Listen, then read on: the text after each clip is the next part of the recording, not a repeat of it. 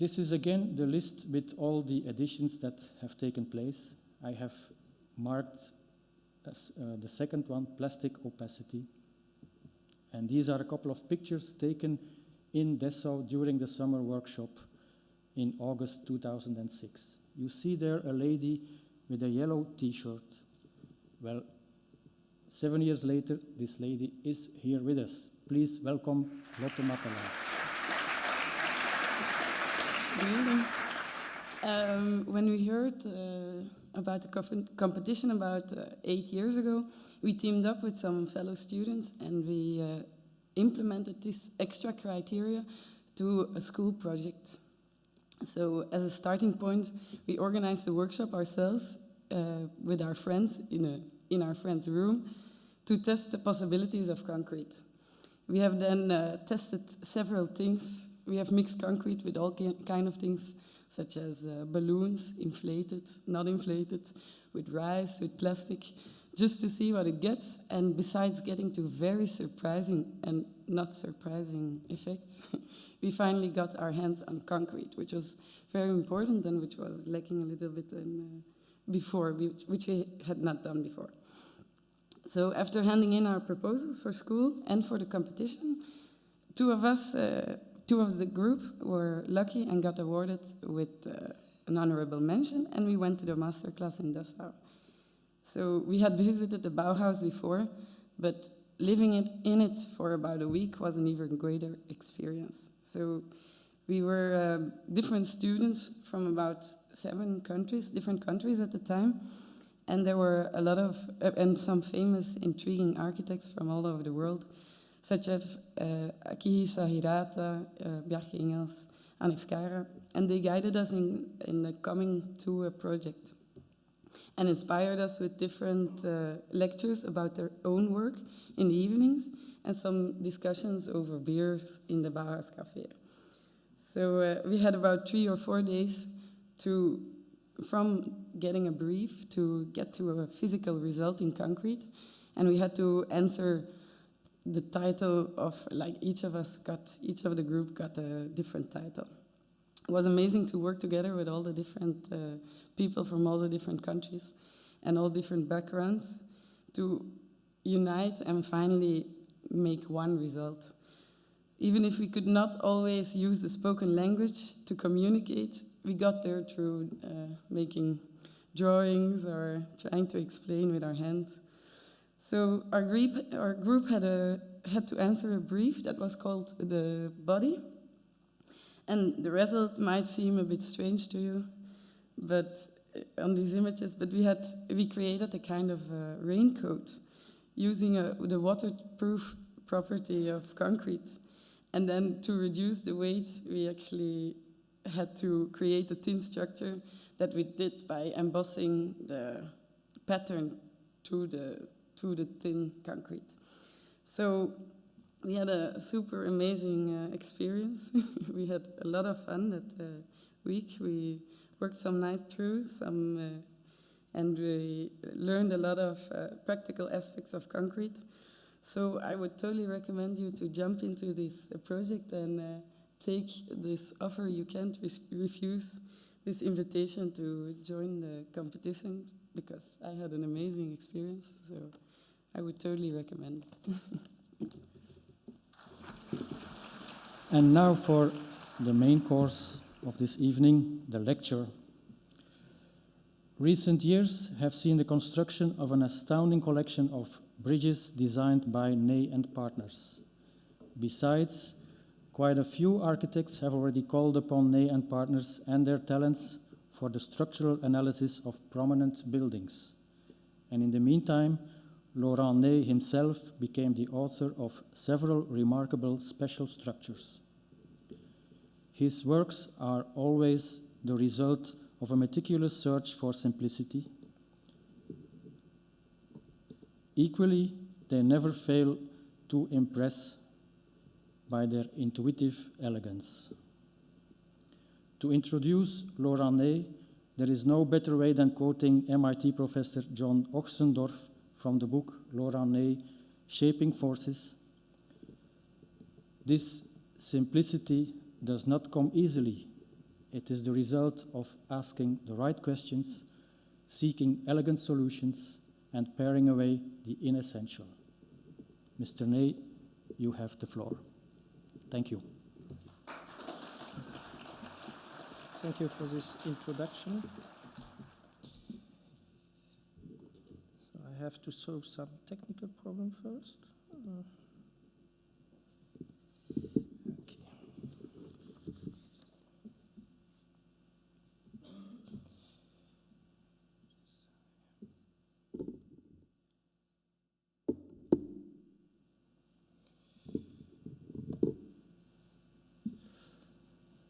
Je vais donner ma conférence en français et en néerlandais. Je vais essayer de switcher de l'un à l'autre. La seule chose, je ne dois pas oublier de switcher à un moment donné, donc, pour essayer d'avoir un équilibre linguistique. Bon. On m'a demandé si je voulais participer comme curateur dans cette compétition. J'ai dit oui. Et après, quand j'ai vu le titre élégance, je me suis quand même posé des questions, parce que élégance est un terme qui est assez loin de mon quotidien, et c'est un terme que j'aurais jamais employé. Quand on me dit élégant, je pense pas nécessairement à un bâtiment. En tout cas, c'est un terme que je n'associe pas avec notre métier a priori. Et donc, si je relis ce qui a été dit dans le brief de la compétition, on dit que elegance stands for a simple and strong proposal, optimizing material properties and construction systems. It stands for driving a formal and special language that is characterized for its efficiency and intelligence of system, structure, and program. Optimized material property and techniques cleverly deployed lead to startlingly beautiful and economical and technical sound results. Et si c'est ça la définition d'élégance, effectivement, je peux me retrouver dedans.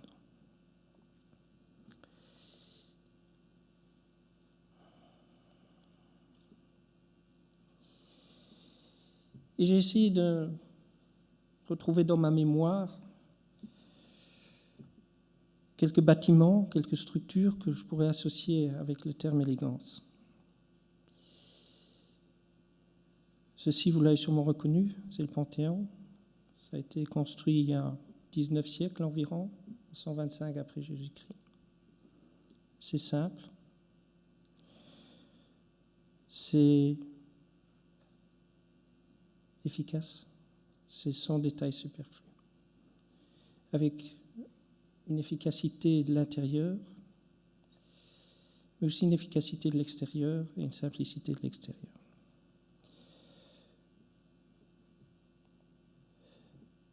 Cette simplicité se lie aussi bien, je veux dire, dans la matérialité, dans l'espace, que dans les plans, dans les coupes, dans la géométrie qui est à la base de cette structure et de ce bâtiment. Un autre exemple qui date des années 60, Félix Candela, un pavillon.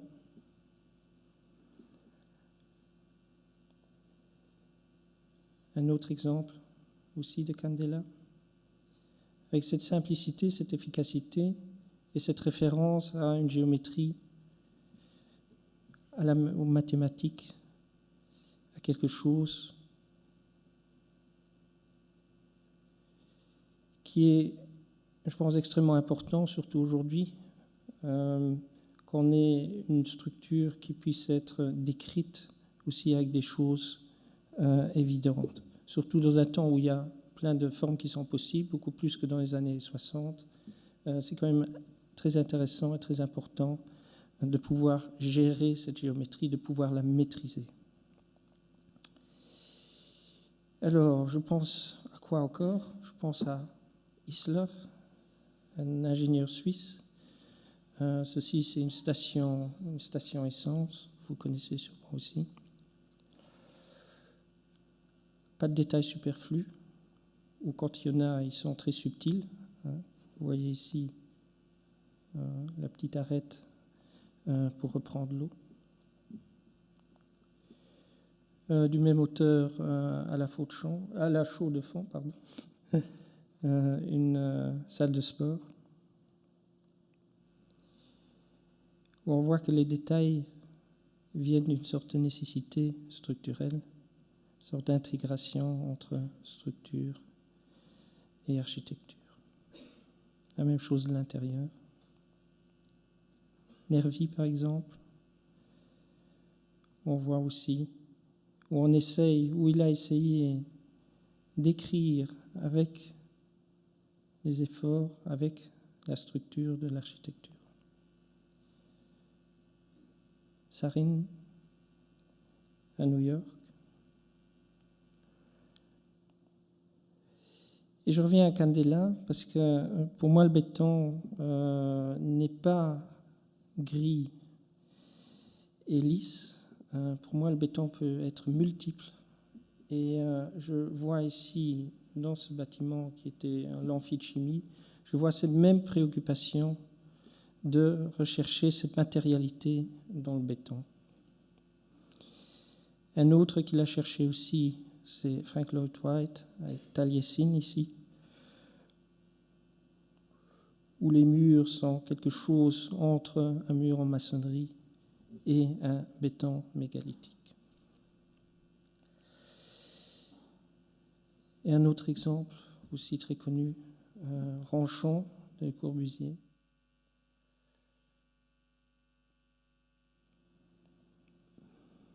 Où l'architecture se décline aussi par des détails extrêmement simples et très puissants qui retrouvent leur origine dans la structure.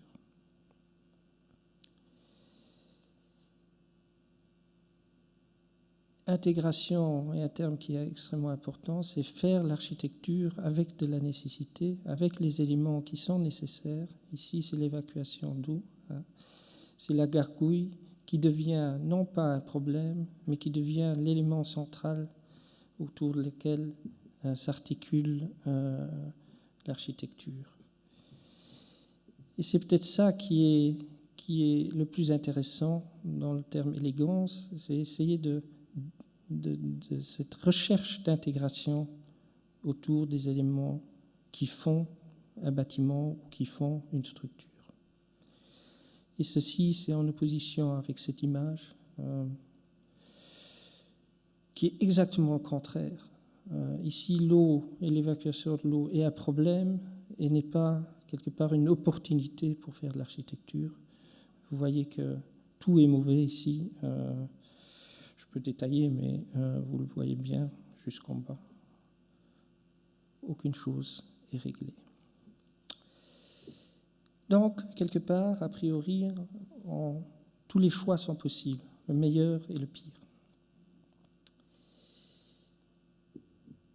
En ja, ik zal aan de hand van verschillende voorbeelden van ons bureau misschien proberen ook dit te verklaren. Riemst, Albertkanaal, we zitten niet ver van Maastricht. Hier is Maastricht, hier is het Albertkanaal. Het Albertkanaal is gebouwd in de jaren 30, u weet dat. Het kanaal was eerst veel smaler en hij is op de meeste plaatsen is hij verbreed worden en er waren een paar bottlenecks waar we nog oude bruggen hadden. Een van deze bruggen was die van Riems, die van Vroenhoven. Het probleem van deze brug was dat ze te smal was, maar ook dat het een beschermd monument was. Een beschermd monument aan de Tweede Oorlog heeft daar begonnen voor België. In 1940 zijn de Duitsers daar binnengekomen. En daar staat de bunker, niet ver van de brug, om de brug te beschermen. En deze bunker is ook beschermd. En natuurlijk was de idee, of de bedoeling, of de wens, om deze bunker te behouden. Een paar oude foto's van de site, uit de 30er, 40er jaren. De bunker in de oorlog.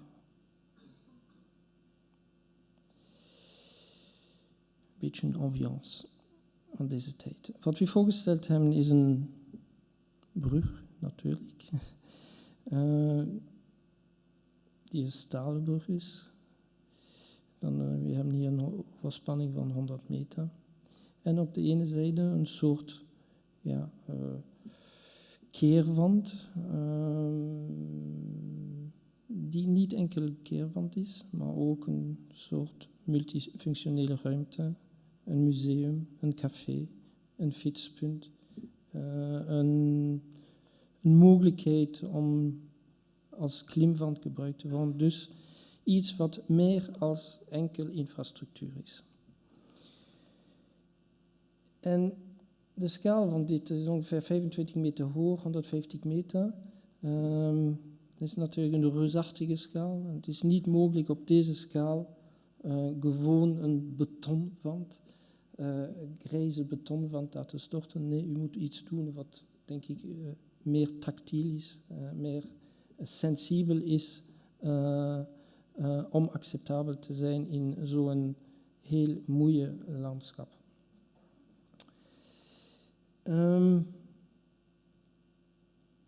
Zeer kort over de brug zelf. Die is gebouwd worden niet ter plaatse van de oude brug, maar ongeveer 25 meter vanaf de oude brug op de zijde. Die is geduwd worden van één zijde naar de andere. En dan is deze bunker verplaatst worden. Dan het was nodig om al dit hier te bouwen. Dus dat landhoofd, deze ruimte. En het was natuurlijk nodig om een nieuwe fundering aan deze bunker te geven. Je ziet dat hier in de snede, dat is een bunker. 10 meter op 10 meter op 10. Dat weegt 1000 ton. En dat zijn de nieuwe fundering, dat zijn palen die tot in de goede grond gaan. Hoe doet men dat? Ja, dan zet twee poutrellen op twee zijden en men schuift de bunker hier. En dan zet man de nieuwe fundering en zet de bunker op de nieuwe fundering. Het is natuurlijk indrukwekkend als u al de grond wegneemt en de bunker boven in de lucht hangt. Wat is dan gebeurd? Pof, de oude brug ontploft. Een mooie brug. Het is de eerste keer dat ik dat in mijn leven gedaan heb. Een brug te exploderen. Voilà.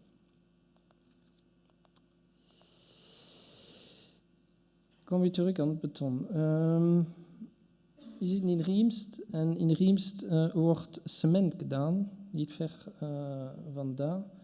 Dus daar hebben de Holcim en ik weet niet wie daar alles cementfabrieken heeft. En de cement wordt gedaan met deze kalk. En het is een zeer witte kalk. En daar wordt ook witte cement gedaan. Dus dat is een materiaal dat eigen is aan de streek. En deze rotswanden uit kalk, die ziet u ook een beetje overal in de buurt. De tweede zaak die we ter plaatse vinden, het is verrassend, we vinden alles ter plaatse daar, is deze grind.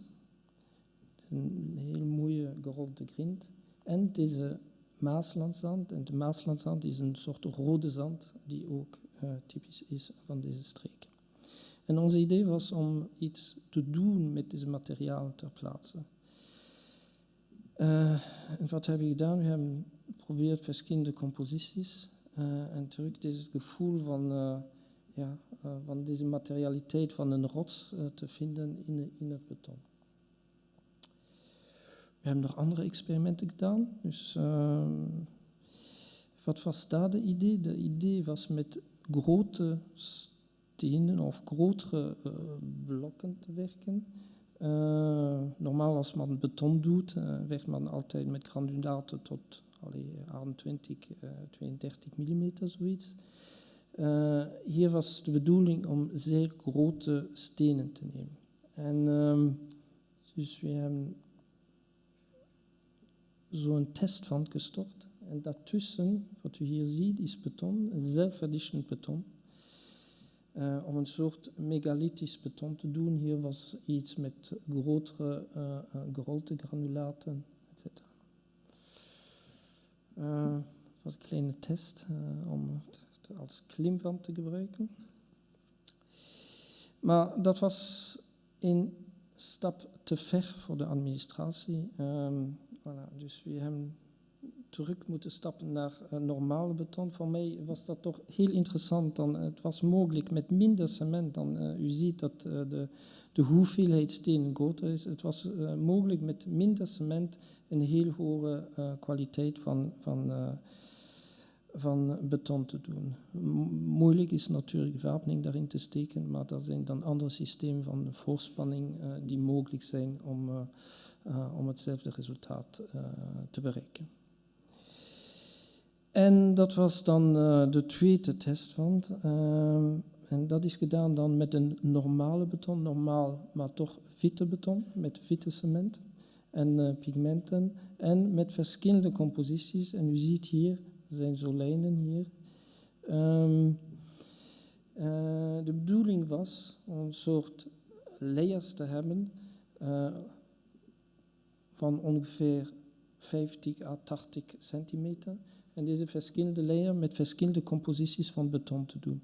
Dus om een soort natuurlijk effect te krijgen in de wand zelf. Dat was één zaak, en u ziet het hier. Daar ziet u de verschillende composities. De tweede zaak die we hier ziet, we hebben gewerkt met een textuurmat. Dus het is mogelijk een polyurethaanmat in de bekisting te zetten.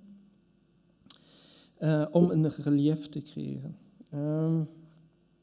Dat is zo'n mat. Als u dat doet, krijgt u natuurlijk de print van dit krijgt u in het beton. Maar onze wens was ook om de granulaten in het beton te zien. Dus wat heb je nadien gedaan? We hebben dit gewassen, dus het is een gewassen beton. Nog een detail van dat. De gevaar als u werkt met een mat is een soort Photoshop-effect te krijgen. Dus als u altijd dezelfde mat één naast elkaar zet, dan ziet u dat u altijd dezelfde print heeft. Het is zoals dezelfde foto. Dus u heeft deze herhaling van dezelfde. En dat is zeer storend. Man wil hier een soort natuurlijk effect hebben. En als man ziet dat dat gedaan is met zoiets, dan raadt het effect weg. Hoe hebben we dat opgelost? We hebben dat gewoon, deze mat van 600 op 210 hebben we in 3 gesneden, kwadraten gedaan. En als u deze kwadraten doet, dan kunt u beginnen spelen met de oriëntatie van deze verschillende elementen. Dus u kunt ze zo verplaatsen, maar u kunt ze ook draaien, etc. Dus u heeft vele parameters waar u kunt spelen om een soort natuurlijk effect terug te winnen. Dus dat was de strategie die we dan gebruikt hebben om deze mat te gebruiken.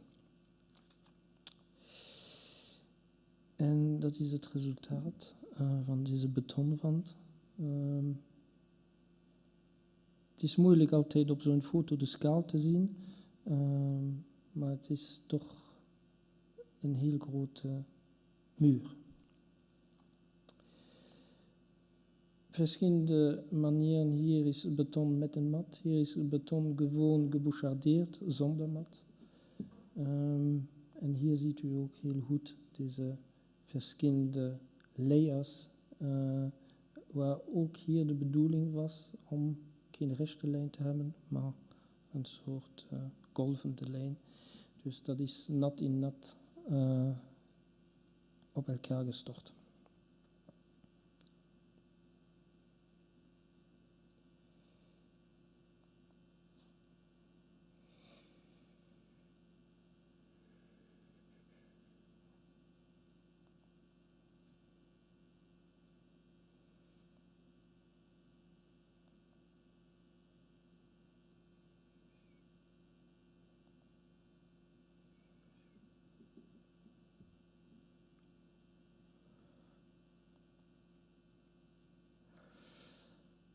Binnen is een klein museum. Er is een kunstingreep van Joseph Legrand. De bedoeling is, we hebben zo'n soort negatief van de bunker die daarop staat, waar de mensen kunnen daar zitten. En dat zijn projecties over de oorlog, maar ook wat gebeurd is bij de bouw van het Albertkanaal. Een fantastische zicht op deze kanaal. Heel mooi landschap. De ingang van het museum, van de bunkerruimte zoals we het noemen. En dat is hier de nieuwe monument, oorlogsmonument, dus dat is ook van Joseph Legrand.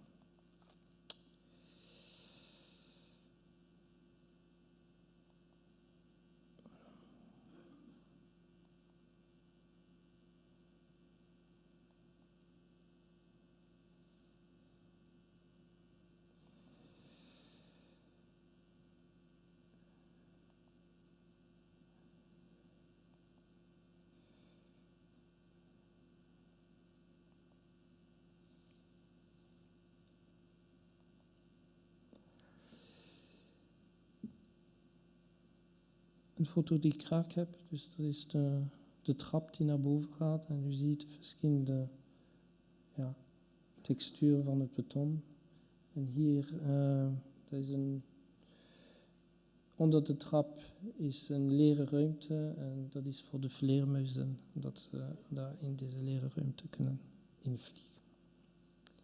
En hier ook heeft u hetzelfde detail. Het is geen briefbus.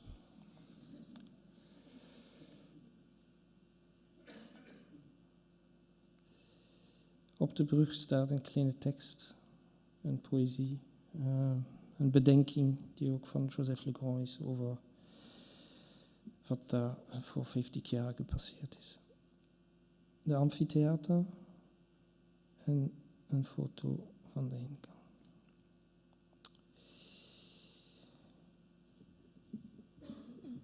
Kop van Kesselo, die zijn in Leuven.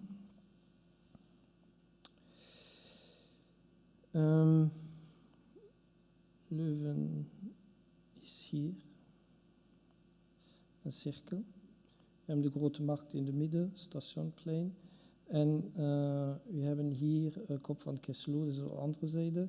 En de bedoeling is hier de onderdoorgang onder de spoor bestaat, maar hier een soort benedenplein te doen ter hoogte van de onderdoorgang.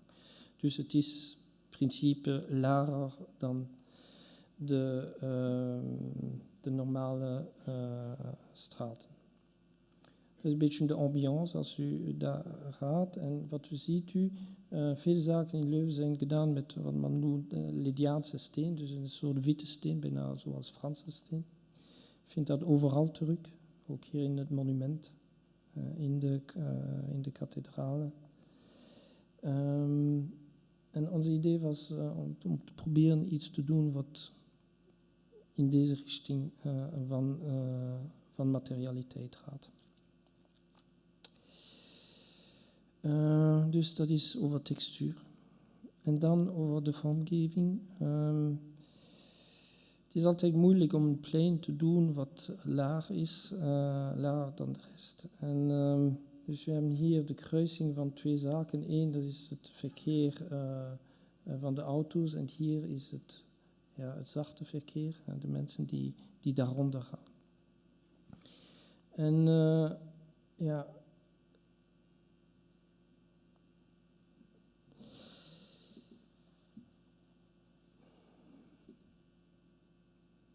continuïteit, of op elk geval proberen niet een brug te hebben en iets anders, of niet het gevoel te hebben onder een brug te zijn, was een van de belangrijkste zaken. En om dit te bereiken hebben we geprobeerd een soort continuïteit te krijgen in het ontwerp, zodanig dat dat wat boven is, in dat wat beneden is, overvloeit. Dus een soort multifunctioneel object te hebben dat alles integreert, zowel de functie van brug, dan de functie van plein, dan de functie van keermuur.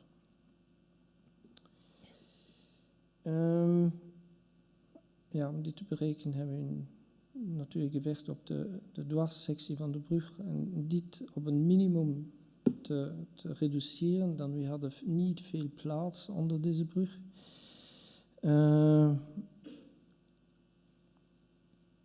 En dat kunt u enkel berekenen als u in de middenzone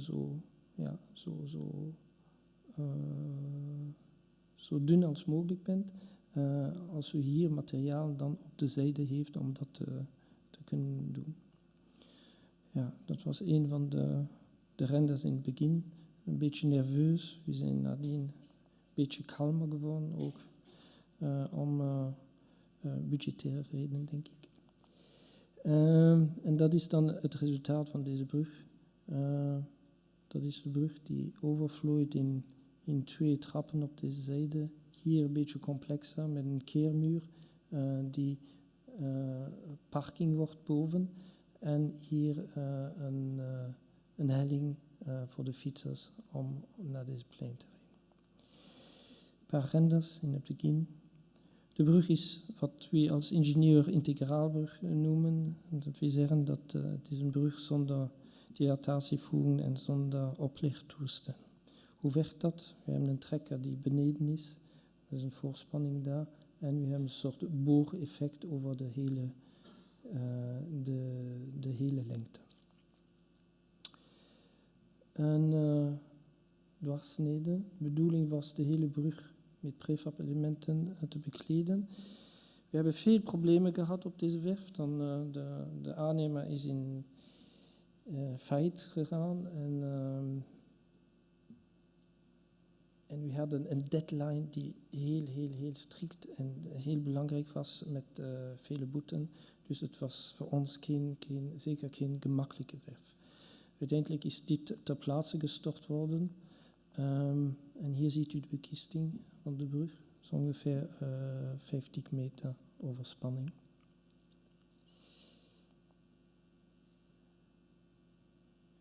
paar foto's van de werf. Er zit natuurlijk een beetje bewarming daarin. De voorspanning, of de naspanning, beter gezegd. En de materialiteit. Het is een prefabbeton. Lichtbeige met witte en granulaten erin.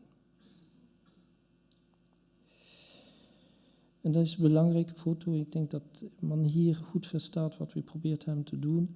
Men heeft niet het gevoel dat men onder een brug is. Men heeft het gevoel dat men op een plein is en dat op een deel van deze plein een dak is. Dus we hebben een totaal ander gevoel dan een onderbrug te zien. Het probleem van de meeste bruggen is dat ze gewoon niet bedacht zijn van onder. Ze zijn bedacht van de zijde of van boven of wat weet ik wat, maar niet van onder. Een foto van de andere zijde.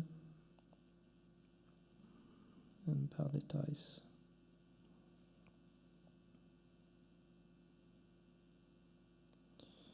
Het is ook een zeer massieve leuning. Ik denk dat in zo'n stille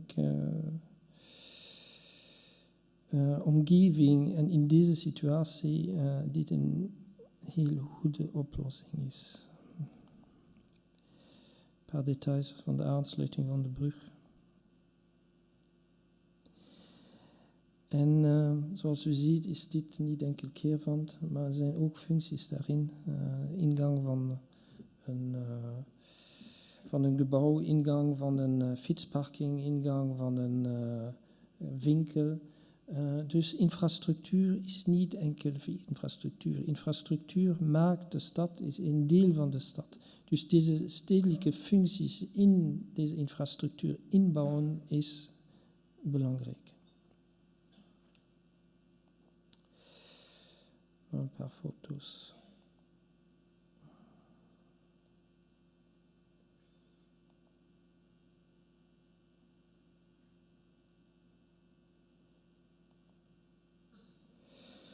Voilà, je vais passer en français. Donc, Umicoeur, c'est un projet qu'on a fait avec Konings. Donc, c'est un bâtiment qui est un bâtiment un peu bizarre. Donc, il y a une partie ancienne existante et ceci, c'est un avant-corps qui a été construit, qui est une sorte de eye-catcher et de centre, je veux dire, d'accueil des visiteurs. Donc, il y a un petit amphithéâtre, etc., pour montrer ce qu'ils font là-bas. Donc, c'est à Anvers. Et donc, ici, c'est plus un travail d'ingénieur, pour nous, d'ingénieur structure, où on essaye de trouver une solution adéquate pour une demande architecturale. Donc, c'est une autre façon de travailler. Donc, on n'est pas auteur de projet, mais on est au service de l'architecture et on essaye de trouver quelque chose qui est en cohérence. Et je pense que c'est extrêmement important de donner des réponses cohérentes aussi à ce genre de projet qui est sûrement pas facile au début.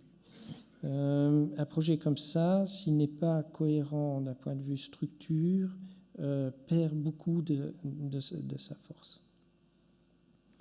Donc vous voyez que c'est une sorte de ruban, c'était ça l'idée, c'est un ruban qui va de haut en bas. Et c'est un ruban, bien sûr, c'est comme allez, les gymnastes, là, vous voyez, qui font ça. Bien sûr, c'est pas dans un plan, hein, ça doit un tout petit peu partir dans toutes les directions. Et c'est pour ça que les colonnes qui traversent ce bâtiment, ils ne sont pas droites, ils suivent cette inclinaison. Un des gros problèmes qu'on avait eu, c'est que quand tout ce bâtiment twist d'un côté à l'autre, vous comprenez bien qu'il veut partir d'un côté. Donc les colonnes ne sont pas droites, c'est-à-dire que les efforts sont en oblique. Si les efforts sont en oblique, on va avoir une composante horizontale qui a tendance à tordre tout ce bâtiment. Alors qu'est-ce qu'on a fait? On a mis une colonne rouge pour former une sorte de contreventement, une sorte de N, un contreventement en N, qui stabilisait tout le bâtiment. Donc d'une manière relativement subtile, on le voit ici aussi. D'une manière relativement subtile, on a réussi de régler ce problème de torsion. Les déformations étaient un problème et donc ils ont plus ou moins été réglés par ça. Un autre problème qu'on a eu, c'est je veux dire de réaliser, c'est embêtant, donc on l'a réalisé en coulant tout sur place. Donc vous voyez qu'il y a une partie qui est horizontale, mais il y a aussi une partie qui se relève comme ça. Et ça, c'était déjà un peu plus difficile à réaliser. Vous voyez comment ils ont posé les ferraillages. Et un contre-coffrage après pour la courbe. Voilà lors de l'exécution. Bien sûr, tout ça nécessite une forêt d'étançons et tous ces étançons ont dû être mis jusque tout à la fin puisque la stabilité du bâtiment était assurée que pratiquement à la fin. Voilà, donc c'est quand même un bâtiment qui demande une technologie un peu inhabituelle. Voilà, ça c'est une photo que j'aime bien.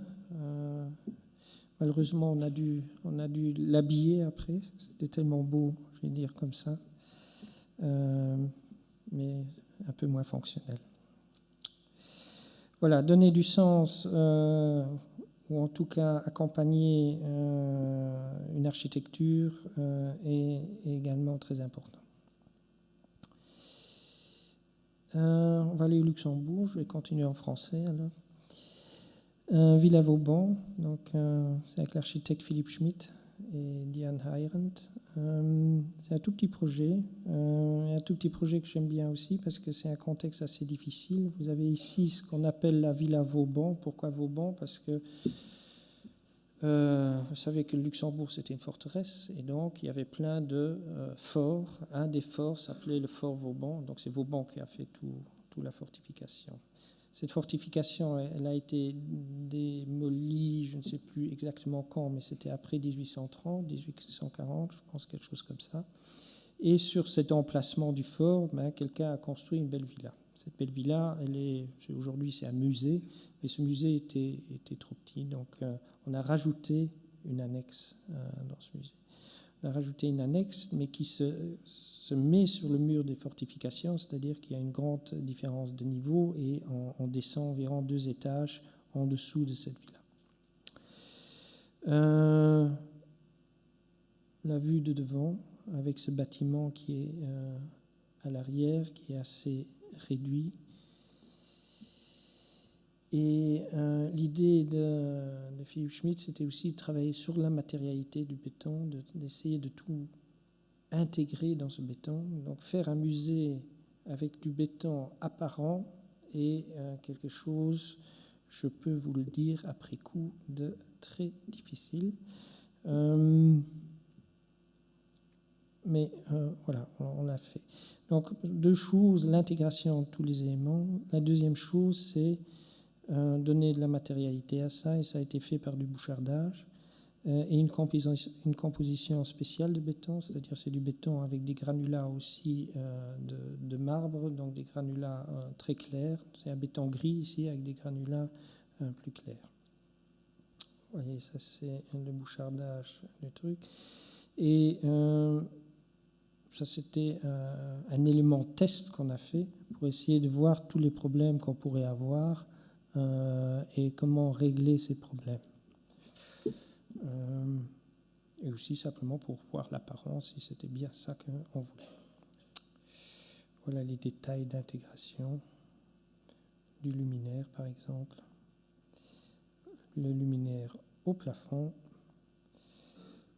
d'autres éléments, etc.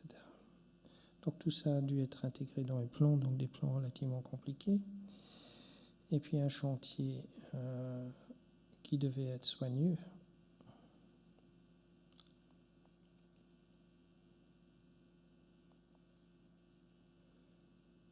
Vous voyez ici le mur des anciennes fortifications et le bâtiment qui se met en fait à cheval sur le mur.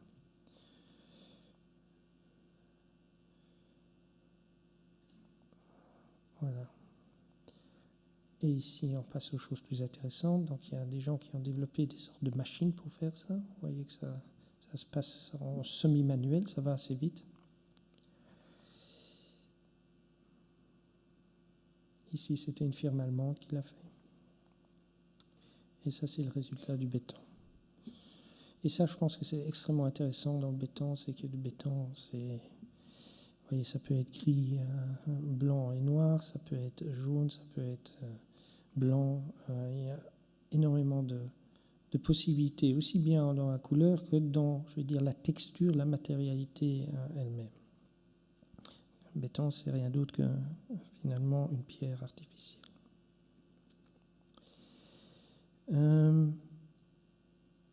Voilà l'intérieur du musée, c'est quelque chose qui ici se vit de l'intérieur, bien sûr.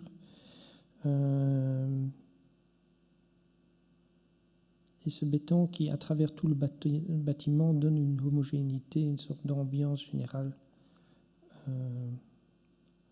dans ce bâtiment.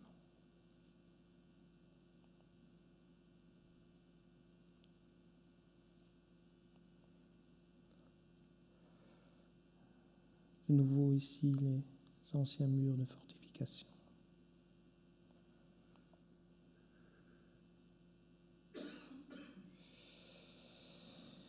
Alors, j'ai pris un projet qui n'est pas en béton, donc j'espère qu'on va me pardonner, mais je pensais que c'était intéressant d'en parler dans cette notion d'élégance. Et je pense que je dois switcher. Ah non, je vais continuer en français et après je vais continuer en néerlandais. Voilà. Donc c'est le pont à Knokke. J'aime bien parler de ce pont parce que c'est quelque chose, c'est une sorte de showcase ou de manifeste pratiquement des choses que je pense dans dans la construction de ponts. Et donc, cet ouvrage illustre bien notre manière de travailler. Ce qui est extrêmement important dans un ouvrage d'art, c'est l'implantation, c'est de choisir le trajet. Si on fait un pont, c'est pour relier deux choses, c'est pour que les gens puissent passer d'un endroit à un autre. Donc c'est extrêmement important. Et un pont, ça se lie à différents niveaux. Peut-être encore plus qu'un bâtiment. Un pont est un objet qu'on peut lire à un niveau urbanistique, c'est un objet dans le paysage, mais c'est aussi un objet qui peut se lire à un niveau, je veux dire, du personnage, du piéton, du cycliste qui va l'emprunter.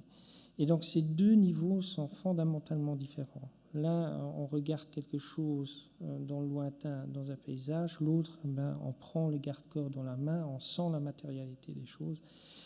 Et un pont doit fonctionner à ces deux niveaux, et c'est ce qui rend la chose extrêmement difficile. Donc l'implantation, le choix du trajet est extrêmement important. Dans ce cas-ci, vous voyez qu'on n'a pas fait une ligne droite, on a fait une ligne courbe. Pourquoi ? Pour bien se raccorder à l'ancien dike ici, et pour se raccorder à ce point-là, puisqu'on voulait ici à la mer et il y a la promenade le long de la mer. Alors, deuxième chose qui était intéressante dans ceci, c'est qu'on avait un trajet qui était un trajet plus long. Or, vous savez que un pont comme ça, le problème, c'est la longueur des rangs, puisqu'on ne peut pas dépasser 5% de pente. Et on a toujours du mal à trouver la distance pour arriver au niveau souhaité. En plus, ici, le niveau était relativement haut, puisqu'il y a le tram qui passe, le tram le long de la côte, qui nécessitait encore plus de hauteur. Voilà, donc, je veux dire, en faisant ceci, on a trouvé la longueur qu'il nous fallait, et on avait une bonne liaison au point d'ancrage. Une fois qu'on fait ça, on doit choisir bien sûr le type de portée, puisque pour l'instant je n'ai qu'une ligne dans l'espace. Et il me paraît assez évident de mettre les appuis de part et d'autre de la portée, et d'avoir ici les Landhoft, non, je ne trouve pas le nom en français, les culées, pardon. Voilà. Et en faisant ça, qu'est-ce qu'on remarque ? On remarque qu'on a une bonne proportion finalement entre les travées latérales et la travée principale, puisque c'est toujours intéressant d'avoir les travées latérales un peu plus petites et la travée principale plus grande. Voilà. Alors, quelque part déjà là, on a une sorte d'optimum dans le choix des travées. Vous voyez qu'on a 28 mètres, 46, 28. L'efficacité de la matière se lie quelque part en relation avec les efforts qui la sollicitent. Dans ce cas-ci, vous voyez que le diagramme des moments, puisque c'est les moments qui sollicitent cette structure, les moments de flexion, son maximum sur appui deviennent pratiquement nuls au milieu, et de nouveau maximum sur appui. Qu'est-ce que ça veut dire ? Ça veut dire que ce moment est quelque part l'image de la matière qu'on a besoin. Et si on met la matière de cette façon-ci, on n'est pas trop mauvais. Mais on sait aussi que dans un diagramme des moments, la matière au milieu, dans la fibre neutre, est mal utilisée, c'est-à-dire qu'a priori, on pourrait enlever cette matière-là. Alors, qu'est-ce qu'on a fait ? On a fait, je veux dire, cette géométrie de principe. Et après, on a fait ce qu'on nomme une optimisation, c'est-à-dire qu'on a essayé de minimiser le poids de matière en laissant libre cette géométrie ici de la courbe supérieure et l'ouverture à l'intérieur. Et à la fin du processus d'optimisation, on trouve un résultat qui est un résultat assez intéressant dans le sens où il nous donne des informations sur la longueur du trou, hein, et les hauteurs qui seraient nécessaires ici pour reprendre les efforts. Donc, on en retire des informations qualitatives qu'on peut réinjecter dans le projet. Pour moi, c'est important en tant que concepteur de garder la main. Il ne faut pas prendre ces choses-là comme du pain béni. Il faut quelque part en retirer les informations qualitatives et en faire quelque chose. Ce qu'on en a fait, ça c'est une optimisation, on en a fait ceci. C'est-à-dire que ce pont n'est pas une accumulation de différents éléments qui sont rajoutés l'un à l'autre. Hein, ce n'est pas une logique additive qu'on a ici, c'est plus une logique soustractive, c'est-à-dire qu'on retire ce qu'on n'a pas besoin. Et ce pont, il est fait ici avec une tôle métallique plus ou moins de 12 mm. Ici, il y a un béton léger et une dalle de béton normale au-dessus. Et on règle tous les problèmes avec ça. On règle aussi les problèmes dynamiques, puisque ici, on avait le moyen de jouer sur la masse volumique du béton à l'intérieur, de telle façon qu'on sorte de la zone critique de vibration. Vous savez que les passerelles, ils ont souvent des problèmes de vibration, ou ils avaient souvent des problèmes de vibration. En tout cas, c'est le problème de dimensionnement principal, c'est la vibration. Or, ceci nous donne la possibilité de faire ce qu'on nomme un mass tuning, c'est-à-dire qu'on met la masse de telle façon que les fréquences se trouvent dans le bon range. Voilà, l'objet est fini. Pour moi, c'est aussi important, en tout cas dans un pont, c'est d'avoir cette notion quelque part de fragilité, hein, dans l'objet. Un pont ne doit pas être trop massif. Quand on est sur un pont, on doit se rendre compte qu'on n'est pas sur la terre ferme. On passe d'un côté à l'autre. C'est aussi une expérience. Il y a tout un aspect symbolique dans un pont qui est extrêmement important. Peu de détails. Voilà. Pour moi, quelque part, s'il faut utiliser le terme élégance, c'est peut-être dans ce genre de choses-là. Et aussi, cette relation entre cette fragilité d'un côté et la liaison à la terre ferme, hein, où on a un objet beaucoup plus massif, qui est ici un béton lavé, qui est aussi quelque part typique de la côte, parce que même si vous ne lavez pas le béton, si vous mettez du béton dans la mer ou près de la mer, après 10 ans, il est lavé. Et donc c'est ce genre de matérialité-là qu'on retrouve partout le long de la côte.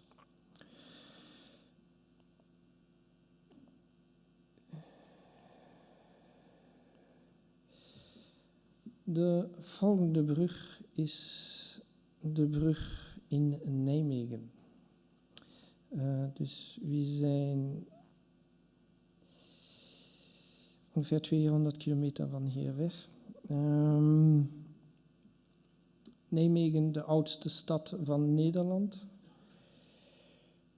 zeggen de Nijmegenaars, maar blijkbaar in Maastricht zeggen ze dat ook, dus heb ik gehoord. Dus, voilà, maar bon. Dit is de Waal, een van de drukst bevarende scheepsrouten in Europa. Dus de Waal is de verlenging van de Rijn. Het is een van de armen van de Rijn. U ziet hier Nijmegen op de zuidkant.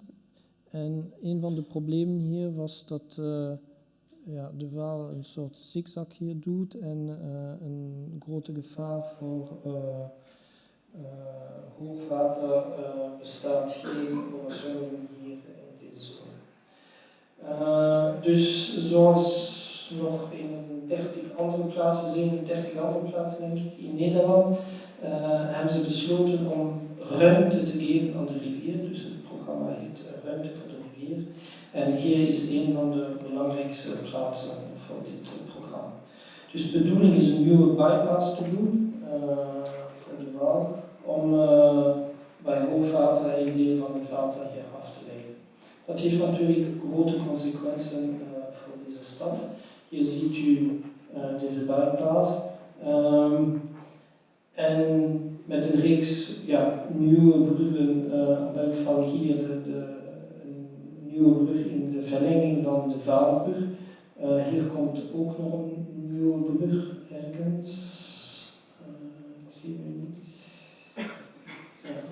Hier. En dit is de nieuwe stadsbrug die over de Waal hier. Om u een vergroting te geven van schaal, dus vanaf hier tot daar is 1,2 kilometer. Dus redelijk groot. Nijmegen was altijd de stad op één zijde van de Waal. De eerste brug is zeer laat gekomen in de 30er jaren. En de bedoeling nu, dus dat is de bestaande brug, de bedoeling is om niet meer Nijmegen aan één zijde te hebben, maar Nijmegen in de midden, of de Waal in de midden van de stad. Dus Nijmegen gaat op de andere kant. Nijmegen maakt de Waalsprong, noemen ze dat, en gaat naar de noordelijke kant. En dan zijn er de twee bruggen, hier is de bestaande brug en de nieuwe brug, zijn een soort nieuwe ingang voor deze stad. Zeker symbolisch dan deze, een beetje te snel, deze ring wordt de grens, wordt de grens van deze nieuwe stad. De oude brug, een beschermd monument. Het was de grootste loopbrug als gebouwd, als gebouwd, gebouwd. In de 30er jaren. De spoorwegbrug die niet zo interessant is en de nieuwe brug die zeker interessant is. Voilà, het beschermde monument. Een zeer mooie brug, misschien niet de beste foto. Het is ook een zeer speciale brug, het is geen bowstring zoals we dat nu kennen. Dus het is een boog en de horizontale gaten, de spatgaten van die boog, worden hier opgevangen in de rivierpijler. Dus iets wat niet zeer efficiënt is. Zeker niet in een land zoals Nederland. Man kan zich dat goed voorstellen in Zwitserland als u rotsen heeft waar u deze krachten kunt opvangen. Hier hebben we een slechte grond, dus het is a priori geen zeer goede oplossing. Maar het is toch een zeer, zeer elegante brug, een zeer uitzonderlijke brug. Dan, nadien heeft men dat ook niet meer gedaan. Geschiedenis is belangrijk in Nijmegen, de oudste stad, maar ook recente geschiedenis met de oorlog, terug de oorlog. In 1944 is hier de oversteek gebeurd, dus van een deel van de Amerikaanse leger. Misschien heeft u de film gezien, A Bridge Too Far. Voilà, dus hier is een deel van deze film is hier. En daar komt de nieuwe brug. Hoe gaat u om met al deze zaken? Als u een wedstrijd doet. En hier was dan ook de vraag nog daarbij van de stad om een stadsbrug te doen. Een stadsbrug waar geen stad is. 1,2 kilometer voor een brug en u heeft geen stad en moet de stadsbrug doen. Deze definitie van een stadsbrug was toch een van de belangrijkste zaken voor ons in deze wedstrijd. Ik weet niet wat een stadsbrug is. Maar wat we wisten is dat als we dat op een of andere manier goed kunnen interpreteren, dat de kans om te winnen zeer groot was. Dat is zeker geen stadsbrug, dat is misschien een stadsbrug, maar daar heeft u een stad en dat is ook een historisch voorbeeld. Tot terug naar de geschiedenis en dan kijken we in onze traditie. En wat zien we hier? We zien dat de stad stad bijna de brug opeet. Vooral de stad faciliteert op de brug. Dus, en als ik dat zie, en ik zie het volgende is in China ergens, zie ik in principe dezelfde oplossing.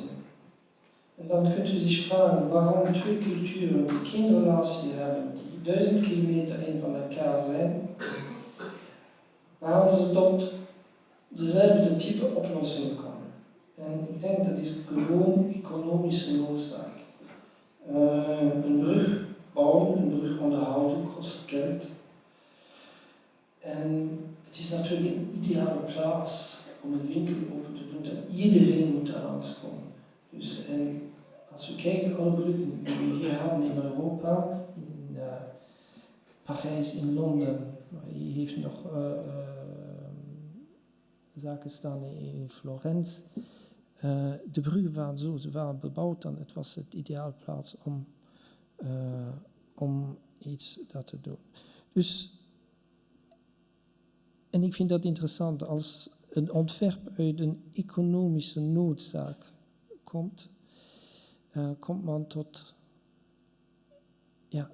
interessante oplossingen dan ze zijn gewoon in de natuur van de dingen, in de noodzaak om te overleven. En hier had u ook een economische noodzaak. En een zeer interessante ontwerpsopgave was dat deze brug 140 miljoen kon kosten. Dus de prijs was geen criteria. Iedereen had 140 miljoen. En de bedoeling was de beste brug voor 140 miljoen te doen. En dat waren natuurlijk esthetische criteria's, 50%. En 50% waren geen esthetische criteria, was gewoon onderhoud. Dus een best mogelijke brug. 2, een brug die zo min mogelijk onderhoud vraagt. En dat was ons voorstel, is natuurlijk een grote schaal, dus moeilijk te zien, maar we hebben 220 meter hier op de zuidkant, een brug 285 meter overspanning en terug hier 770 meter op de noordkant. U ziet dat deze brug op de zijde baksteen heeft. Het heeft verschillende oorzaken. En een van de oorzaken is natuurlijk deze stadsbrug te materialiseren. En zeker in Nederland is baksteen het materiaal van de stad. En u ziet ook dat alles op betongewelven staat. De onderkant van de brug was ook heel belangrijk. Het was een van de criteria's, dus de kwaliteit van deze brug. En door deze gewelven was het mogelijk om een kwaliteit te geven, maar ook om iets te doen wat geen of bijna geen onderhoud vraagt. Dat is één zaak. En 2, een continue oplossing over de 220 meter. Dus het is ook een integraalbrug van 220 meter. En op de andere zijde heb je ook 700 meter zonder dilatatievoering en zonder oplichttoestel. Dus in principe een zeer moderne oplossing. Baksteen als element van de stad en als element dat geen of bijna geen onderhoud vraagt. En we zijn zeker, de criteria's waren op 100 jaren onderhoud, dus we zijn zeker dat baksteen meegaat 100 jaren en dat geen probleem is. Dus dat zijn betongewelven. En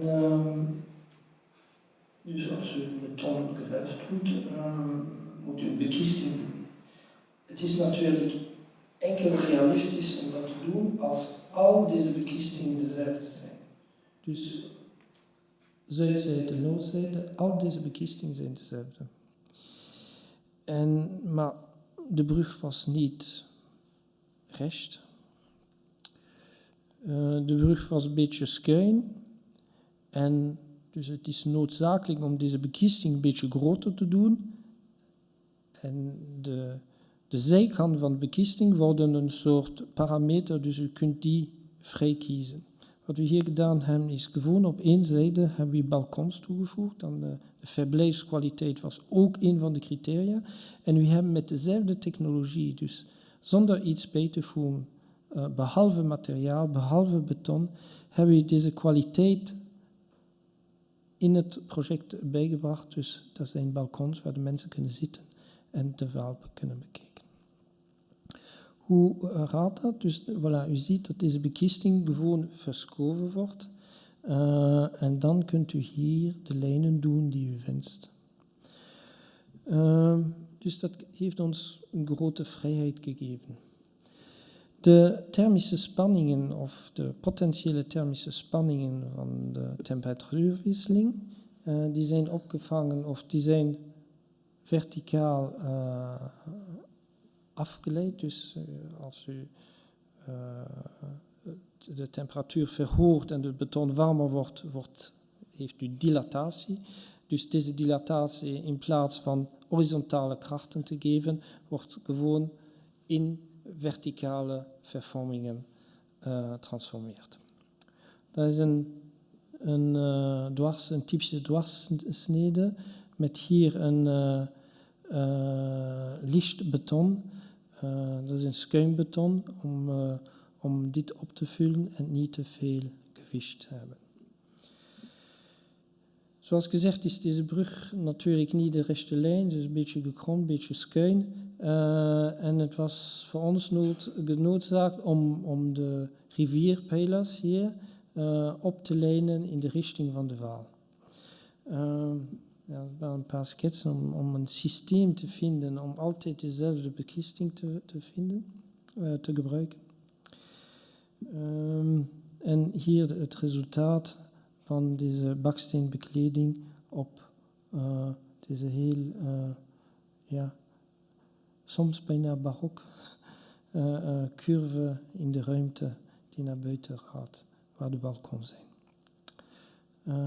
Een screenshot van boven. Veel gezocht om ook hier een, wat we noemen, het steekpunt. Dus we hebben hier een eiland.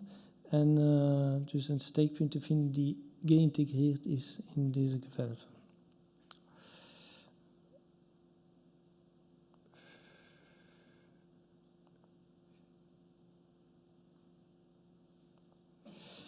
De bouw van de brug.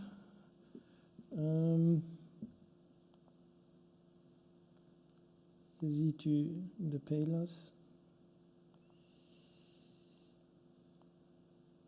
Dit is wat we noemen het hammerstuk, dus met de voorspanning van één zijde op de andere. Dus eerst de pijlers gebouwd, dan dit element en dan de bekisting daartussen gezet en de beton daarop gestort.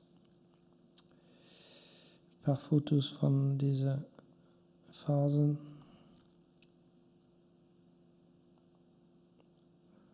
De bewapening van de hammerkop.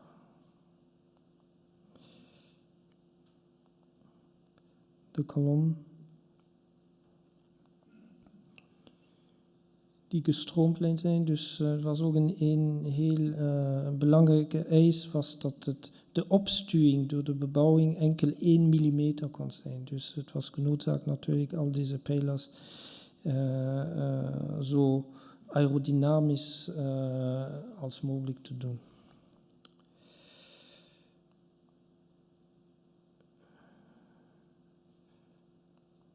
Altijd met dezelfde bekisting ook gedaan, dat is een stalen bekisting. Dat is een renders van beneden van het eiland met de steekpunt die hier naar beneden komt. En dat is een foto, een relatief recente foto, waar u ziet dat het bijna gedaan is. En morgen om 10 uur is de oplevering van deze brug. En de 23e is de opening. Een foto van de onderkant met de verlichting. En u ziet, het is een zeer eenvoudige, slichte oplossing. Maar ook door het feit dat alles continu is, denk ik een zeer robuuste en duurzame oplossing. De laatste brug is ook in Nijmegen. Dus we waren blij over de eerste brug, dus ze hebben ons gevraagd om een tweede brug te doen. Wat interessant hier is, denk ik, is natuurlijk de brug, maar ook het proces. Hoe deze brug ontstaan is. En deze presentatie gaat meer over het proces, hoe man tot een ontwerp komt. Het is heel belangrijk voor een brug, maar infrastructuur in het algemeen, om de mensen mee te krijgen. U kunt niet een groot infrastructuurproject tegen de willen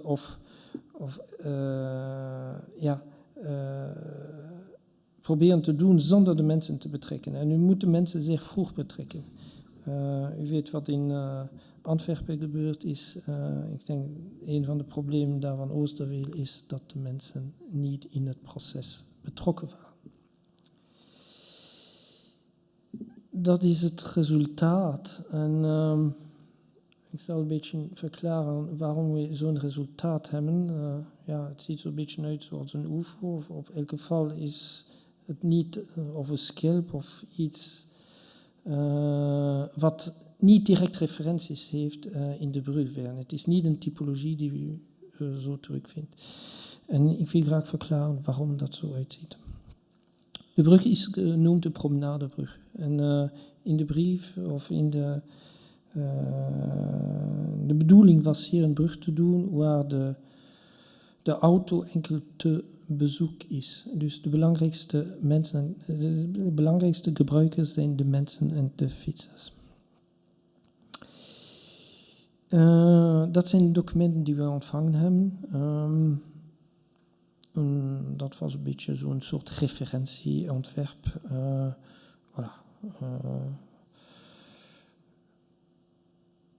En ja, dan begint u na te denken wat u kunt doen met zoiets.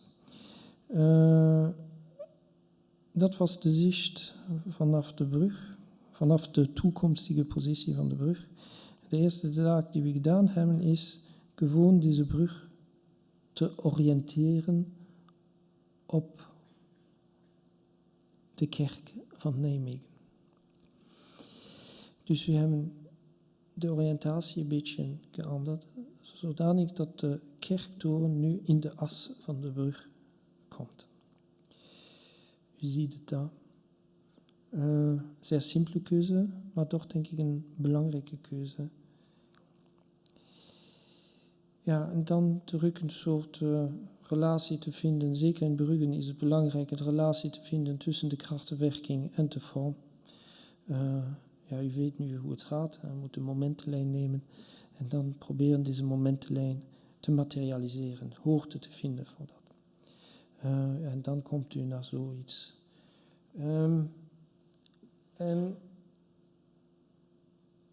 Infrastructuur gebruiken. Infrastructuur niet als restruimte zien, als ongebruikbare restruimte, maar het proberen te gebruiken om stedelijke functie daarin te zetten. En dus de eerste idee was om dit als zone te gebruiken om iets te doen. Was niet wat, misschien een café daar in de midden. Om deze infrastructuur te gebruiken voor een stedelijke kwaliteit. Dit is Utrecht, waar je ziet dat het is een ander type van infrastructuur, maar het blijft toch infrastructuur. Infrastructuur wordt stad, infrastructuur wordt deel van de levenskwaliteit en is niet tegen de levenskwaliteit van de mens. Een ander voorbeeld in Praag. Of hier in Parijs, waar de kademuur gebruikt wordt voor de boekinisten.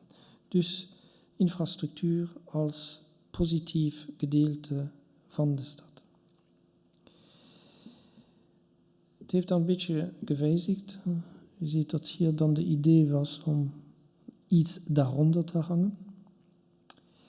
En dan is de idee een beetje verder evolueerd en daar hebben we de ruimte in de andere richting gedaan.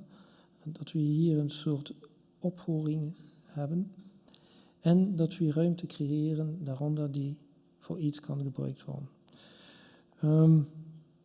U ziet hier de ruimte. De idee was dan hier een soort restaurant of café of iets anders daarin te steken met zicht beneden op het water. Een paar renders van deze ideeën. Voilà. Die zeer duidelijk en zeer eenvoudig te verstaan. Nog andere voorstellen met hier op de zijde waren dan gradins om een zicht te hebben op het water. En dat was terug een stap te ver. Dus het was het risico voor de stad om daar een ruimte te zetten die misschien niet zou gebruikt worden. Maar ze hadden toch de idee zeer graag. En we hebben dan verder daarop gewerkt en proberen dat anders of toch zin te geven in deze vorm. En deze brug is dan een soort schelp geworden met een omega-profiel met twee openingen, de twee openingen die op de rivierpijler zijn. En in deze opening heeft u een passerelle van de ene zijde op de andere en u kunt de brug van onder ervaren, u kunt van de ene zijde op de andere gaan, u kunt de schepen daaronder zien, et cetera, et cetera. Dus de onderkant van de brug ervaren, de structuur ervaren, een erlevenis maken van de overgang van de ene zijde op de andere. En daar zijn we bijna daar waar we vandaag zijn. U heeft hier een verhoring, dus we hebben daar meer materiaal dan, we hebben meer materiaal nodig dan we hebben de hoofdoverspanning daar. En hier hebben we de zijtraveën waar we kleinere overspanningen hebben en minder materiaal nodig hebben. De zicht van de onderkant, dus het is enkel een relatief dunne betonschaal. Er zit natuurlijk veel voorspanning daarin, maar c'est tout. Er zijn weinig details in deze hele brug. Van boven, ja natuurlijk als dit hoger wordt, wordt het ook breder. Dus u heeft de relatie tussen uw dwarsdoorsnede, uw planzicht en uw opstand. Dus de ene vloeit van de andere uit. En dat is de soort ervaring die ik graag daar zal zien. De weerspiegeling van het water op de onderkant van de brug, dat is de ervaring. En ik ben overtuigd dat het werkt dan nu ook in de andere brug, de Stadsbrug, heeft u de weerspiegeling van het water op de boren. En dat is gewoon iets, is moeilijk in woorden te vatten, maar het is gewoon een ervaring. En ik denk dat dat misschien het laatste beeld is. Deze brug zijn we aan het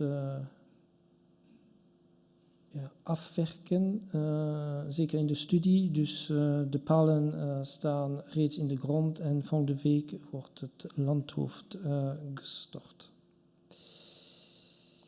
En dat was effectief mijn laatste slide. Bedankt.